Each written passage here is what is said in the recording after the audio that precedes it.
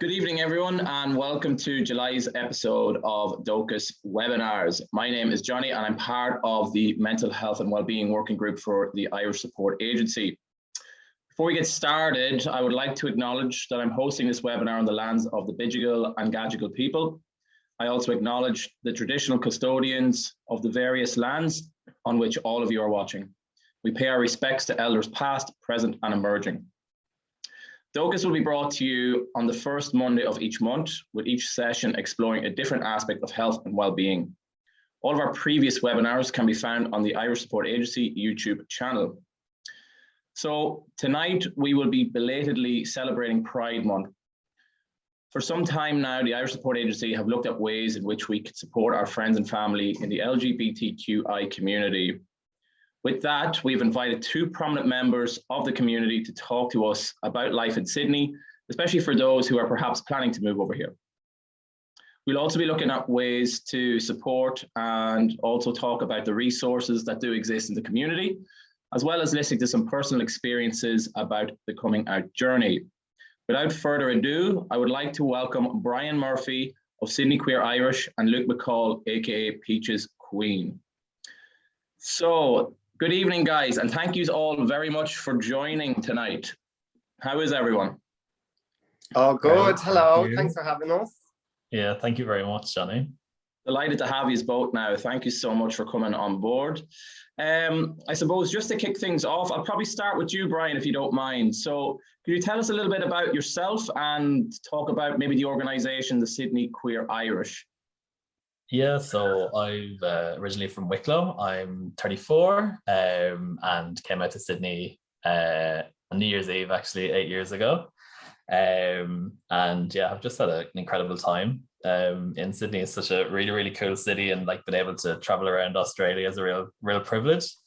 And I suppose I initially came over. I was lucky to have a few Australian friends, and had a really good base to be able to make that connection with their like kind of Rob their friends. And then after about 2 years, I found myself loving it, but I also was fighting a little bit homesick. So I kind of sought out Sydney Queer Irish to kind of have that connection and to make kind of, gay friends and Irish friends is kind of what I wanted to do. And I think that's what Sydney Queer Irish do.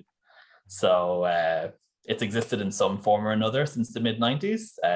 A gentleman called Noel set it up, I think, in 95, and it was originally, his organisation was called AMOC.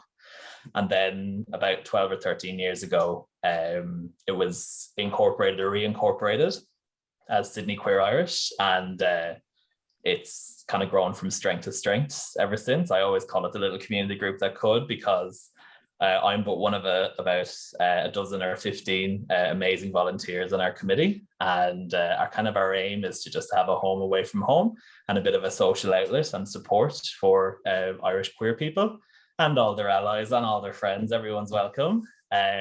So we throw monthly events just to kind of get together, and obviously during COVID, we were kind of robbed those opportunities. So yeah, we're really going hammer and tongs now and having monthly events. And last month we were at the AFL for the Pride round. And this month we're having a Quizmas in July event. And next month we're doing the City to Surf. So we really do like a broad array of get-togethers. And it's a really warm and inclusive environment for people. And I suppose our biggest event each year is Sydney Gay and Lesbian Mardi Gras.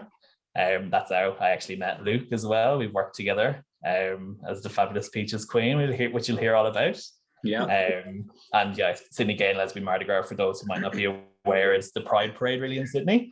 And it is absolutely massive. It's such a wonderful opportunity and visibility for the rainbow community. So we've entered a float in there the past 8 years, I believe, and we've won best float and best choreography, and we really work really hard to put on an amazing float and just like have an amazing time. And then that falls with St. Patrick's Day, which is an amazing opportunity for us. So we have an annual event called St. Patrick's Gay, very imaginatively titled, which is just a huge event and thousands have gone to it.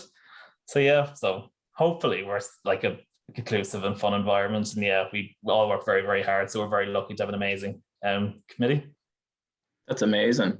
Thank you very much for sharing that. Now it's great. I think it's great having those community fields, and I know just being part of the Irish Support Agency as well, you know, there is a real family community almost to it as well. And as you said, like being a home away from home as well. And I think that's quite important as well. So thank you very much. Luke, let's move on to you. Thank you so much for joining us tonight as well. Can you tell us a little bit about yourself and Peaches Queen, perhaps? I sure can. So my name is Luke, and I have been living in Sydney 9 years now. I'm originally from Dublin in Santry, and I am a professional drag artist here in Sydney. Also was in Ireland as well. And that's how I actually met Brian as well, because he gave me the opportunity to work with them for their St. Patrick's Day festival, or party, should I say, which is amazing. And yeah, that's me. Very good, very good. Just a question to the both of you is, could you perhaps share a little bit about your own experiences with coming out? Maybe we'll start with you, Brian, if you don't mind. Yeah, of course. I was reflecting on it quite a bit because I knew this question was coming. But I had a wonderful childhood, and like grew up in a town called Arklow, and just had huge family and like loads and loads of friends. But so I'm kind of reflecting with it kind of rose tinted glasses as well. But yeah, I think I had an amazing childhood. But I think as you come into adolescence and you kind of slowly kind of start to realize that you're gay, especially when I grew up in the 90s and noughties in Ireland, there was like times where you felt like strange and isolated, and I didn't have, I didn't think I had gay friends, but I certainly did. Yeah, it did seem a bit lonely at times. But yeah, you know, you might feel a bit lonely in the evenings, but then going to an all boys school, you can imagine the crack that we had and at the time. And then I was lucky, I got the opportunity to go to college. So I went to NUIG in Galway, and that was kind of a big part of my coming out, and kind of got to separate and make new friends and kind of get to understand about who I was. And then as part of my college course, I had the opportunity to go to Italy, and did not want to go, was like, no way, kicking and screaming. I was like, I do not want to live abroad in Italy for a year when I was 21. And luckily I was forced to go by my uni, and just had an amazing time. I always joke that like I went to Italy straight and I came back gay. And yeah, it was just a really good opportunity for me to be able to travel and explore. And I think that's kind of what like brought me to Australia as well, because I made amazing Australian friends in Italy, and graduated when I was about 22, 23, and I was during the economic downturn. So just decided to kind of pick up sticks and go to Australia. And yeah, just been like kind of when you realize that you're gay and then you get the difficulty of coming out, I had amazing support from my family and friends. And as much as I thought it was a big surprise to people, they were like, oh yeah, we knew, yeah. So you're like, oh, why was I worried about it? And then you get to that point, but I didn't realize at the time that I still had so much to learn. And then I also had so much to unlearn or forget about myself as well.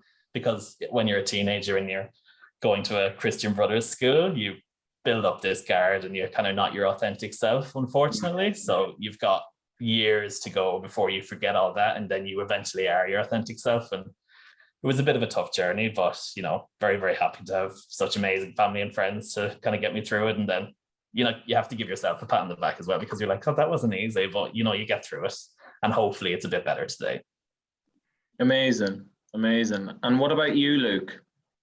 Well, similar to Brian, I have two fantastic parents who are extremely supportive and always have been. I came out when I was 14, so I was very young. But again, I always had a good sense of self. I knew as soon as it was weird, because when we were growing up, we didn't have like the internet or anything like that. So gay wasn't really something that I could identify as or with. I just knew that I was different. And then, of course, the more research you do and you learn a little bit more what it is. And then once I knew, I just sat my parents around the table and told them. And they were fabulous. My dad is a soldier, so I was a little bit apprehensive to tell him. And sorry, that's the train going by my house. And but he was fantastic. And he just said to me, it doesn't matter what you are, just look after yourself. And if anyone ever hits you, hit them back. So I thought that was great advice. That is, that's good advice, I suppose. That's amazing. Look, I think, as long as you have a good, strong backbone as well, and the support and friends are there, it does make a big difference. And I know a few of my friends who are gay as well, they haven't had as much support as well in the background. So that kind of leads me on to my next question. Do you believe that for some people, they can be their more authentic self here in Australia in comparison to Ireland? Like, do you reckon that there's a lot more stigmatization still back home in comparison to over here, for example, in Sydney? I'll start if that's okay, Luke. Yeah. I'm always quite conscious, like not to speak badly on Ireland, because I love it there, and all my family, all my friends are there, and they have amazing lives, both gay and straight. But as I said, like, the opportunity to travel and live abroad is, such a privilege, and I think everyone can really benefit from traveling abroad. And certainly I was able to, explore my sexuality in Italy and then again in Australia. And I think it probably would have been, I feel like it would have been a bit delayed in Ireland hadn't I not the opportunity to do so. So yeah, I think Australia is amazing, but it's not perfect, and Ireland is the same. So yeah, I think it's just the benefit of it traveling for me has been amazing. And yeah, just I think the anonymity as well is pretty good when you first arrive in Australia. But yeah, I think they're both wonderful places, and yeah, certainly I think the benefit of living abroad is really good from a kind of a rainbow perspective. And Luke, what about yourself? Johnny, just repeat that question again. What was it? Yeah, so I was just saying there, do you feel like you can be more your authentic self here in Sydney in comparison to back home? As in, like, do you feel like there's potentially more stigmatization back home in comparison to here? Most definitely, yeah.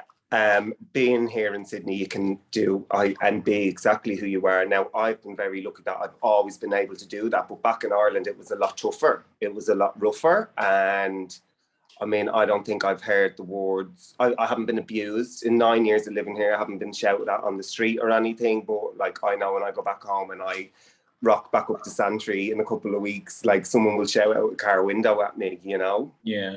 It's so weird. So I completely feel you can be very, very gay in Sydney, and it's a safe place. Yeah, exactly. And I think that leads nicely on to my next question as well, was, do you feel a little bit safer here in Sydney, potentially? So the reason I bring this question up is because obviously everyone has heard about the terrible circumstances involving the 2 deaths of the 2 gay men in Sligo earlier this year. So I just wanted to know, do you feel a little bit safer over here in Sydney? And what did you make of the media coverage with regards to the 2 deaths? Yeah, I think I'm still trying to reconcile kind of what happened personally to Michael and Aiding, because it was like so shocking. But I was really heartened to see the support online. And indeed, when Sydney Queer Irish, we held a vigil in Bondi at the Rise Memorial, just on the cliffs at Tamarama. And we chose that because it's a memorial for people who have suffered LGBT plus and gendered violence. So it was a beautiful setting, and it was a real lovely outlet. And it was one of my favorite, like, I suppose favorites, not the correct word, but it was a real uplifting at such a difficult time for the community, and you feel so far away. Personally, I've been I'm a bit big. Might be a bit of an imposing figure. So I've kind of always been grateful that I've always felt safe both in Ireland and Sydney. But I know, like, especially my trans friends and my female friends don't have that same opportunity to feel so safe. So yeah, I suppose there's a gendered viewpoint of looking at it, and there's also a sexuality viewpoint of looking at it. So yeah, I'm very lucky in that sense, but I know not everyone feels the same. So yeah, I'd be interested to hear what Luke has to say about it as well. Well, I most definitely feel a hell of a lot safer in Sydney than I would Dublin. I lived in Temple Bar since I was 18, so I lived right in the smack of Dublin City, and I also worked in the bars and on the club scene there too. And it was always, we were always looking over our shoulders, making sure no one was following us, or, you know, having to run from groups of people who would charge after you. Literally, you could be with gangs of your friend hanging out on the corner in Dublin City, and then all of a sudden it's just two fellas start running for you, so, you know. I haven't experienced that at all in Sydney, and I live in Redfern, which is I mean, sometimes when I say that, people say, oh, it's this very rough area in Sydney, but it's nothing in comparison to Ireland, and I've never felt unsafe here whatsoever. That's good. And I suppose with regards to the stigmatization and the barriers, do they still exist over here in Sydney perhaps as well? Or do you find it's a little bit different between Ireland and Sydney? Yeah, I think it is a little bit different. And for me, from my experience, I think, you know, as I grow older, you kind of think about the presence of the church that you had in your life. And, you know, Ireland was such a Catholic organization and, a country rather. And I went to like very religious schools, and my family had a business that was related to the church as well, has a business. So you kind of forget like that kind of bit of a weight on your shoulders in terms of your sexuality and the conflict that has, and kind of the intersectionality of that as well. So from the religious perspective, I think I don't go to church here. I don't see myself as Catholic, or I was raised as that. And then when I go home, I find myself going to like a lot of beautiful ceremonies in churches, and you kind of forget how centered it is around the church. And I find myself when I'm in the church, I get so angry as well, which is trying to work through that and not be so like angry and annoyed when I'm in a church, because I don't feel welcome, which is the whole antithesis of a religion as well.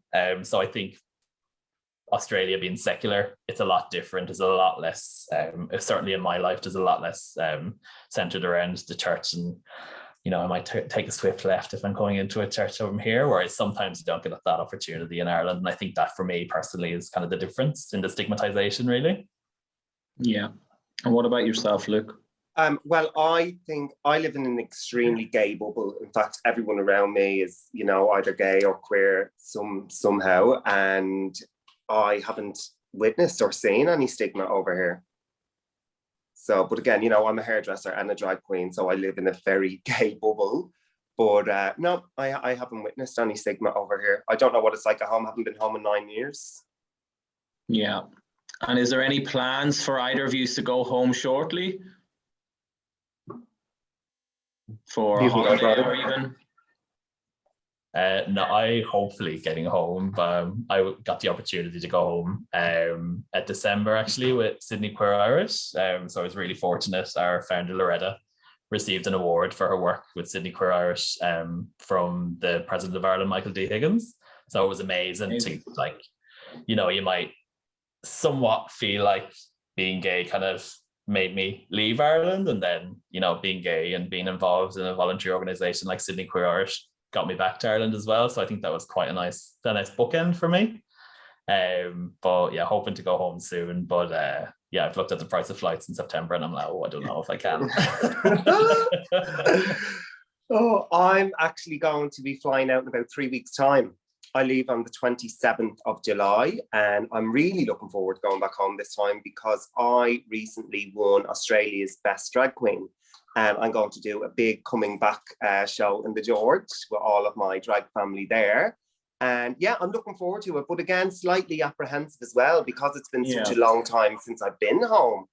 And like I said, I mean, even kind of walking from my mum's house to get a bus into town, I just don't know what way the reaction is going to be.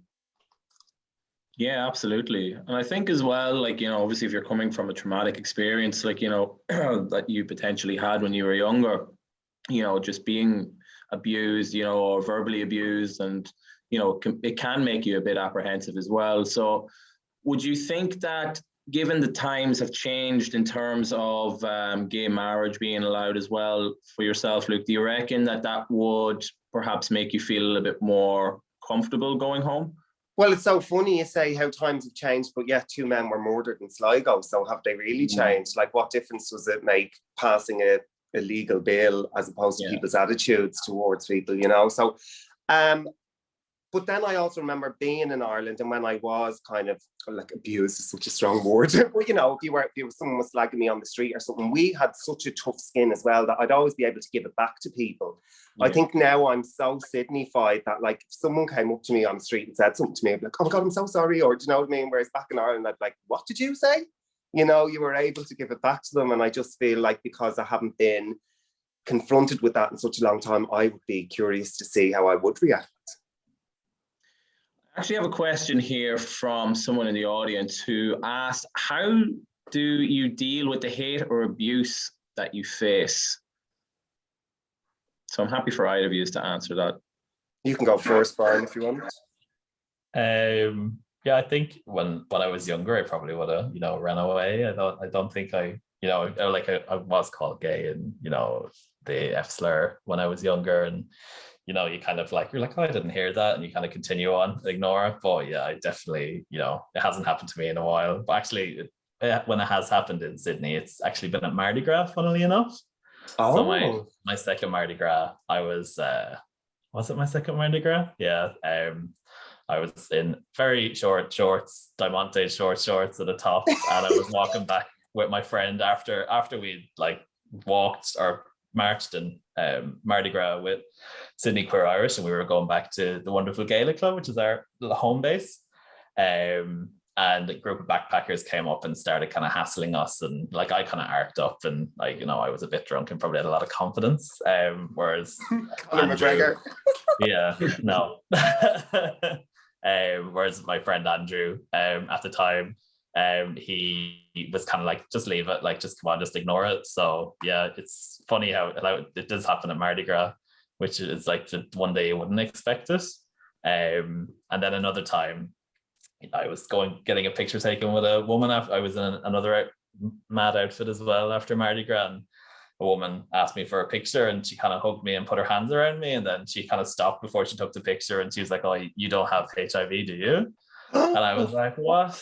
And I just said, like, and then that was a few years after, and I was obviously a lot more confident, and I was just able to kind of calmly say to her, I was like, do you know how ridiculous asking that question is during Mardi Gras to a gay person in this day and age? And like, she apologized and stuff, but yeah, it's always, I've just remembered those two, and I do forget about it as well, but yeah, you do kind of just have to call it out. And I'm lucky that, you know, I've had Sydney Queer Irish to kind of teach me that, to say you can have reasonable conversations with people instead of kind of going tit for tat with them, try to bring down the conversation. And, you know, I work for an incredible employer, PwC Australia, and like they provided training for me specifically for LGBT staff members, which has been amazing, called the Authentic Leaders Program. And like I joke, like they're just short of giving me a grant for being gay, and they're so supportive. So I'm very lucky that I've had that. I've been able to like get that training to kind of be my authentic self, both in work and personally. So yeah, it's been really invaluable. So I suppose, sorry, I blabbed on a bit there, but to kind of answer your question, it's kind of is just kind of be reasonable, try not to anger, and just have a reasoned conversation with them. And if they're receptive to that, then, you know, you can kind of break that conversation forward. But, you know, if they start to get angry, you just walk away and, you know, try to forget about it, because you can't reason with an unreasonable person. Yeah, absolutely.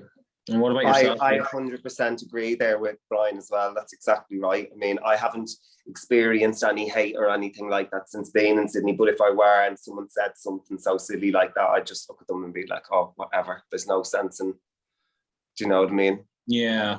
It still goes to show that, you know, the community still has a long way to go, I suppose, you know, considering all the leaps and bounds that it has come through, like, but, you know, there is still that stigmatization around, and, you know, unfortunately no one's safe from it. Like, so do you have any advice for anyone who is over here but perhaps hasn't came out to their family back home?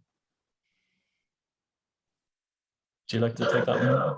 Yeah, I'll go first. Any advice? Look, I really don't think it's anybody's business anymore nowadays. I don't feel like people need to come out anymore. It really has nothing got to do with what other people think or how, you know, it's not this big show. Whereas when we were growing up, it was something that we kind of had to do. We had to let everybody know we were gay. And I don't understand why. Still to this day, I don't understand why that was such a big deal, you know? And I feel if you're over here and your family are back in Ireland and they don't know who you are, you know, you don't even need to tell them unless of course you really want it. And if you really want to, just go ahead and do it. It doesn't really matter what they think. They're living on another side of the world.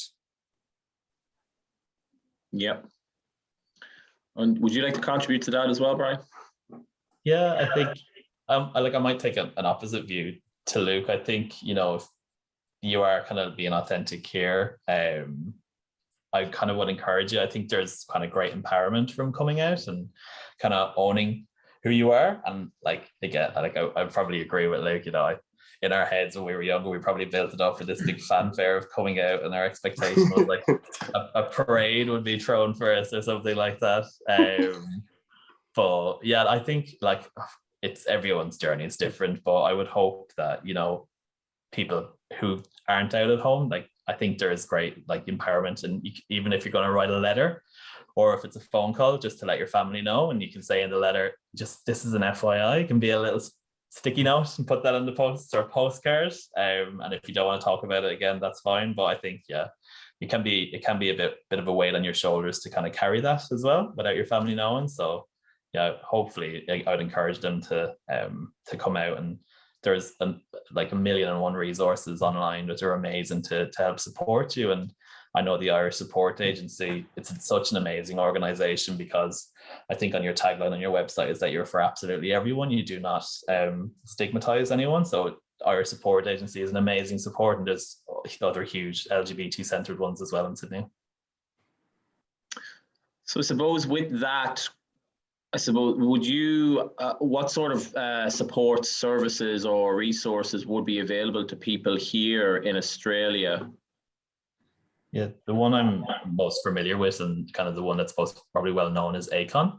They are an amazing support from our community, and they're like absolute experts in all things health related, whether it's mental health, sexual health, for the whole LGBTQIA plus community. I've availed of their services. They offer everything from A to Z, so really encourage people to look them up. You know, the Irish Support Agency as well. Your offering for Solace is absolutely amazing. So I'd really, really support people, and the support you gave during COVID as well is fantastic. Continue to do so.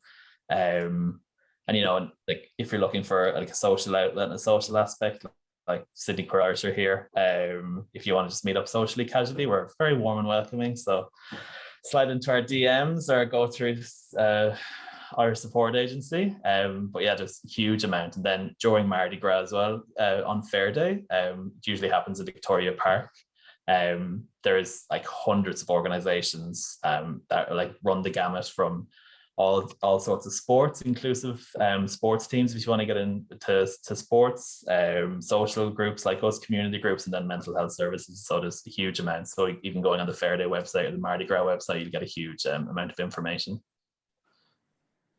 Do you have any other resources, Luke? Well, I was actually going to say ACON as well, because I love them and I think they're fantastic too. And then, of course, the Sydney Queer Irish. Like, if you move over here from, you know, the middle of nowhere in Ireland, you have no gay friends or anything, look them up. And as Brian says, they have all these events on once a month. And if you come over here by yourself and you don't have anybody, perfect place to meet people.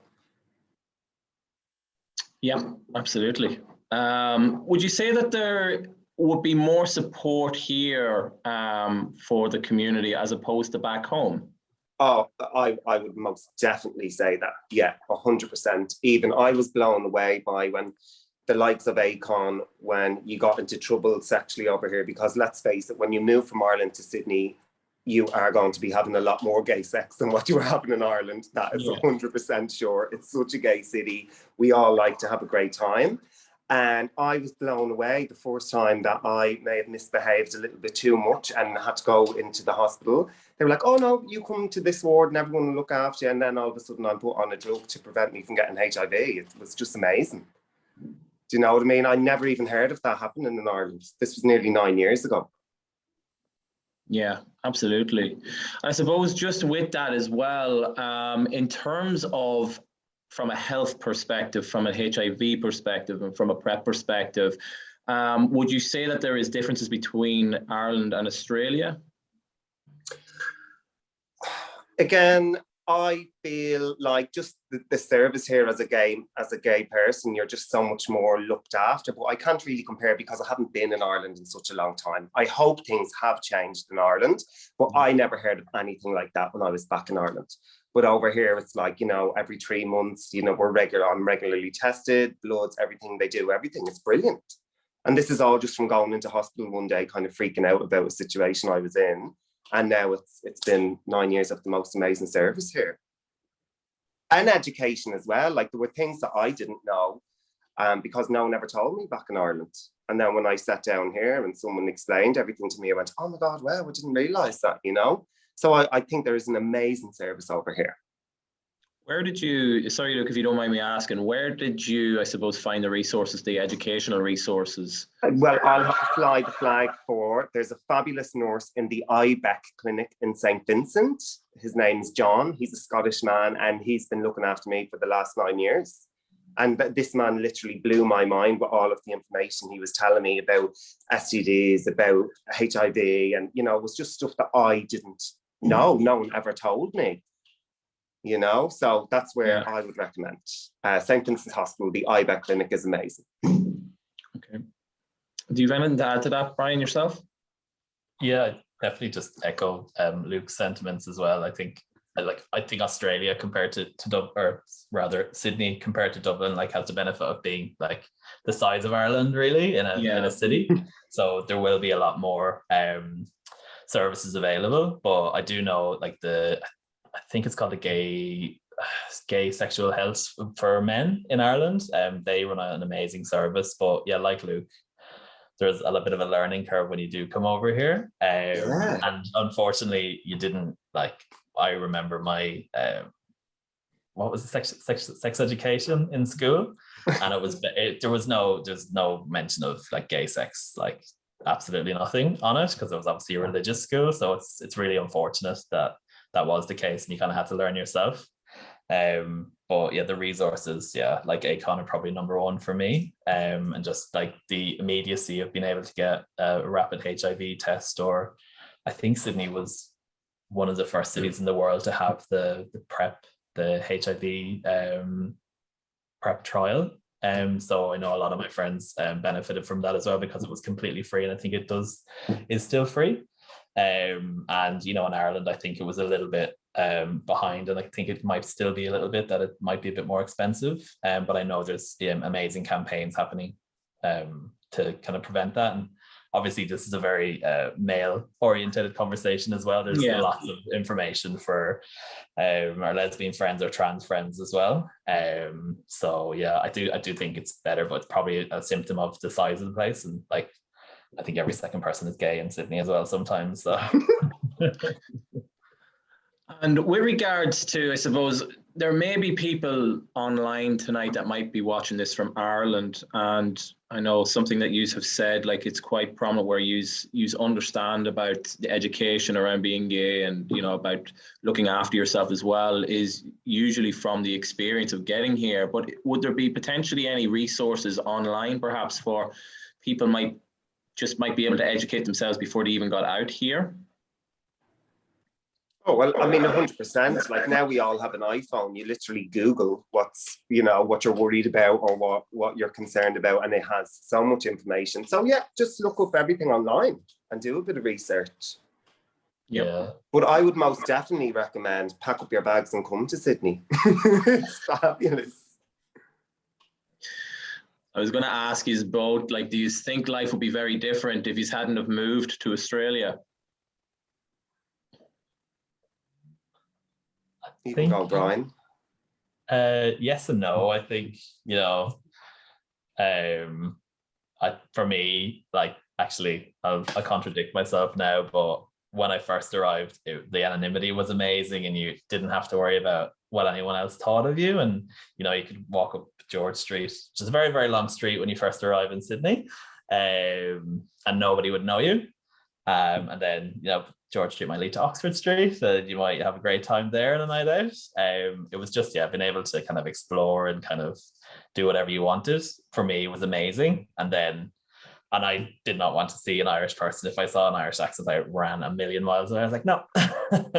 But then, as time goes on, I realized that I was going to stay here. And then, the Irish community is amazing, like Sydney Queer Irish, obviously. And then we've been so well supported from everybody in the Irish community as well, like the Gaelic Club and the Irish Consulate. Currently Adrienne and Rosie and team there, they've been absolutely amazing. So kind of does make you think about what life would have been like. But yeah, hopefully I think I would have been happy either way, but I'm very happy now in Sydney.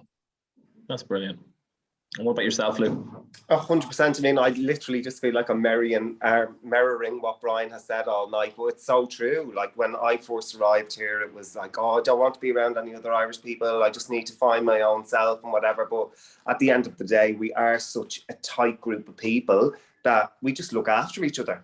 And that's it. Do you know what I mean? It doesn't matter whether you're gay, Irish, or straight Irish. You just kind of come back to your own clan, Would life be different for me if I were in Dublin? No, it probably would have just been the exact same. But I just know for sure I'm having much more fun here. That's good. That's what it's all about at the end of the day. It is. I suppose just bringing it back to a health perspective, do you both think that mental health issues are more prevalent for members of the LGBTQI community in comparison to maybe people who aren't in that community? Sorry, if I can start there, Brian. So I'm a hairdresser and I deal with people all the time. And no, I don't know whether there's a difference in if you're gay or straight and you have mental health issues, but I think a lot of people in Australia have mental health issues. In fact, I never knew what the word anxiety or depression was until I moved to Sydney. Do you know what I mean? And all these people have been treated, but I don't know what the ratio, whether gay men would suffer more than a straight female. I don't know that information. Yeah, I think there probably would be a lot more, and I know there are just true studies as well that we're affected, the LGBT plus community is affected a bit more with mental health issues. And certainly during COVID as well, if like my heart went out to 17-year-olds, 18-year-olds, 19-year-olds who were like me, all ready to go to uni or ready to start a job somewhere, and they didn't get the opportunity to. And then to have that like disappointment of not being able to leave the house that might not be so supportive of you, they might not know who you really were, and then to compound the isolation and the boredom and not being able to work, I think just on top of everything, I think being LGBT plus would just, it might make it a little bit harder. And then through speaking to members of Sydney Queer Irish, like we've shared our own stories, and there's like Luke and I have agreed on basically everything tonight. So there is a shared journey and a shared relationship there. And I thought, I know that I've struggled. I think there would be a lot more, and I'm glad that even the internet, like to have all those resources, as Luke said, on your phone to say if you are feeling down. Like I didn't know when I was younger where to turn and where to go to, so you kind of just sat in your sadness. Whereas hopefully now there's a bit more of an outlet and there's a bit more visibility on TV. I think I had Graham Norton on TV, who I love and still love to this day, but he was one of very few out gay Irish men for me personally. So, and now there's so much more, and the visibility is so much better, and so hopefully it is a bit better. I know it's not always easy, and but hopefully it has improved a bit and will continue to improve. But as Luke said, the two men, Michael and Aidan, who were murdered, they're murdered on the 40th year of Declan Flynn. And Declan Flynn's murder, who you might not know, his murder kind of started the LGBTQIA plus movement in Ireland. And so I think it's harrowing to think that on his 40th anniversary of his death, there's been two murders. So it's still, and you would hope that teenagers or younger people who are struggling with themselves saw that murder and, would be so upset by it. So yeah, hopefully it does get better, but yeah, there's still quite a bit of work to do, unfortunately. Absolutely, yeah. Still a bit to go, all right. I'm going to finish up with a final question, guys. So we're delighted to hear that World Pride is on its way to Sydney in 2023. So what can we expect from both of yous? Brian, you go ahead first. Yeah, I've been quite lucky that I've been working on my work's World Pride plans and then also Sydney Queer Irish's plans as well. And we've kind of started out our thought process of what we'd like to do, and yeah, we're really, really excited because it's like it's the first time that World Pride's been in the Southern Hemisphere. So the global nature of it obviously is right up our alley, that we're a bunch of queer immigrants living in a big city. So just Mardi Gras every year is just absolutely amazing. So it just seems there's going to be so much, money pumped into World Pride. It's going to be absolutely amazing. And we're hoping to have an amazing entry into the Mardi Gras parade itself and take part in the Human Rights Conference that's happening. And so just to explain a little bit, to differentiate, so Mardi Gras is a 2-week program, but World Pride is a bit like Gay Olympics. So it's hosted in a different city every 2 to 3 years. So the last city that hosted it was Copenhagen, and Sydney will be hosting it across February and March, and it'll be a combined festival. So there'll be the Mardi Gras parade, the Human Rights Conference, the huge dance party in the Domain, the First Nations Gala event, and the themes Dream, Gather and Amplify. So Sydney Queer Irish are going to use that theme and, make it very Irish, make it very queer. And I think expect a lot of green, a lot of glitter, a lot of fun. And yeah, hopefully we'll keep an eye on our social media and we'll be announcing what we're going to do in the coming months. And hopefully it's a really good time. And if you have any gay staff, I would start planning ahead, because I think all LGBT plus people are going to be on annual leave for those 3 weeks. Totally, Brian. And what about yourself, Luke? Me, I am going to be very busy. From what I got, I thought World Pride is in Amsterdam this year, and that's where I'm going in a couple of weeks. So I'll be interested to see how they do it. And then coming back next year to Sydney, hopefully I will be booked and very busy performing all over the place. And where could we expect to see you perform, Luke? Me, well, right now I just shot a film that was, it's after been taken on by the San Francisco Sundance Festival, and I think they're waiting to keep it next year, and then hopefully they'll be playing it in Sydney World Pride. But I just don't know that for sure. But if not, I'm around most kind of clubs in Oxford Street. Very good, very good. Okay, so I'm going to leave the chat open for a few questions here for our audience. I'll give it about 5 minutes. So I'm just going to check quickly here. Here's a very good question. Do you have any advice for someone in the construction company or in the construction industry, sorry, should I say, who's struggling to come out to their colleagues? Yeah, a friend of mine, and pardon me, I don't remember the name of the study, but I believe the company Lend-Lease did a study in relation to being out in the construction industry. And obviously the construction industry in Sydney is huge, a huge employer, and obviously there'll be a lot of Irish people working in it as well. So I think, if you are struggling, speak to your HR department, because they should be trained in how to deal with it. I know it might seem a bit strange and it might feel a bit alien, but if you speak to your HR department about what resources might be available to you in the company, and they might be able to facilitate, your coming out, or facilitate a conversation between you and your boss that will be able to help you. Because I understand it's a bit different to my industry, very kind of corporate in an office. I think it's probably a little bit tougher. Can have that reasonable conversation, and go from there, go to HR first, and then hopefully speak to your manager.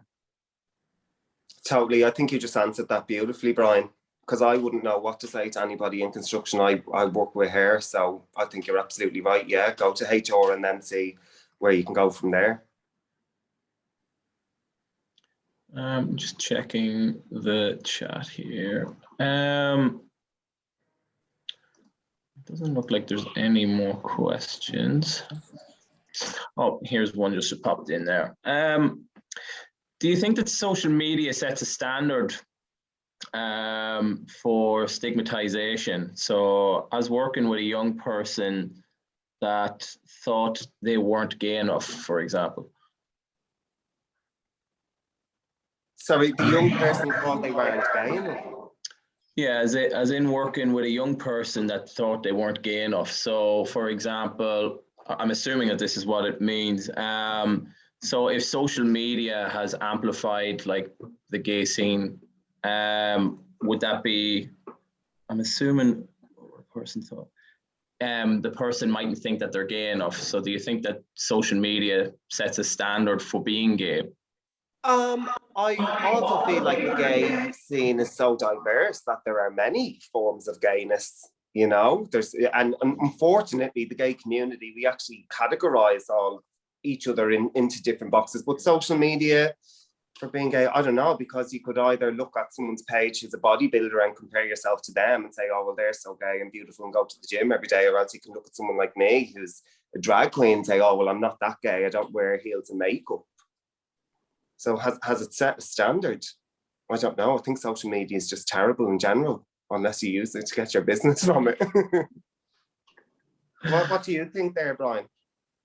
Yeah, I think like my on Instagram, my feed is like, so it's like you can't really look at it in public sometimes. You're like, what am I doing? Or why is that being fed to me? But obviously the algorithm knows. But yeah, I think like as Luke said, there's a whole range of like, you know, everyone's different. Like as much as, you know, Luke and I are really, really similar and have a really, really shared story.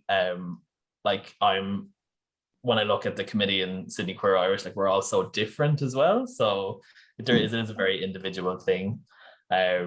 Yeah, and like social media is amazing and it can bring so much benefits and information for people, but it can also, if you're constantly looking at the same, like, you know, body type or the same type of person, it can be a little bit, you know, quite toxic. So yeah, I wouldn't worry about being, if you're not deemed to be gay enough, like it's, you are who you are, and you know, totally, yeah, and probably best not to compare yourself. Yeah, that's the best advice there. Yeah. I think I think whether you're straight or gay or any other way, you know, you can't help sometimes but be bombarded with comparisons with social media as well. It's a very difficult environment to navigate through, I think, sometimes. So I completely understand. So that concludes tonight's ISA webinar. Firstly, I'd like to thank both of you, Brian and Luke, for sharing your stories and experience with us. I'd also like to thank everyone who tuned in and watched the webinar tonight. There was a lot of valuable insights, and I hope that a lot of people got something from it. Lastly, if anyone has missed out on tonight's webinar and you think that maybe someone might benefit from listening to it, all our webinars are recorded and uploaded to the ISA YouTube channel.